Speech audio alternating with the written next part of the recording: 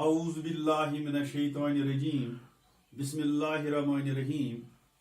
یہ بھی تو سوچئے کبھی تنہائی میں ذرا، یہ بھی تو سوچئے کبھی تنہائی میں ذرا، دنیا سے ہم نے کیا لیا، دنیا کو کیا دیا۔ حفیظ میرٹھی۔ عزیز طلباء و طالبات، السلام علیکم۔ آج 19 جون 2020 عیسوی کو میں ایک اور ٹاپک اردو میں سوانح نگاری لے کر آپ کے سامنے حاضر ہوا ہوں۔ امید ہے کہ آپ اس کو غور سے سننے اور سمجھنے کی کوشش کریں گے۔ جہاں تک سوانح نگاری کا تعلق ہے، اردو نے اپنی زندگی کے ابتدائی دور میں جو کچھ حاصل کیا وہ عربی اور فارسی ادب سے حاصل کیا۔ چنانچہ سوانح نگاری کے فن میں بھی اس کا ابتدائی سرمایہ عربی فارسی نمونوں کے مطابق ہے۔ یہ قدیم سوانح نگاری جدید طرز سے کئی حیثیتوں سے الگ اور مختلف ہے، مگر تنوع اور رنگا رنگی کے لحاظ سے بہت بڑی حد تک قابل توجہ ہے۔ سوانح نگاری کے اہم اور قدیم ترین شاخ سیرت نگاری ہے۔ یہ اصولاً حضرت محمد صلی اللہ علیہ وسلم سرور کائنات کی حیات مبارک سے متعلق ہے۔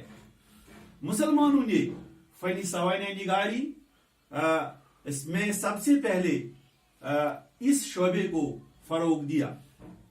مسلمانوں میں سوانح نگاری کے رجحانات کو سب سے زیادہ حدیث کی وجہ سے ترقی ہوئی۔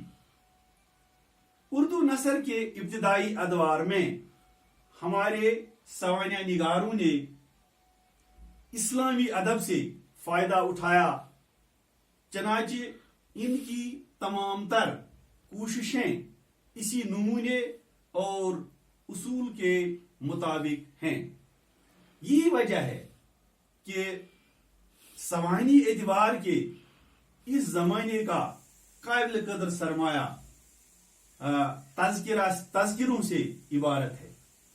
سر سید احمد خان کے دور کے سب سے بڑے سوانح نگار شبلی نعمانی اور خواجہ الطاف حسین حالی تھے۔ خواجہ الطاف حسین حالی اور شبلی نعمانی نے اپنی سوانح عمریوں کے موضوع فارسی شعر و ادب سے منتخب کیے۔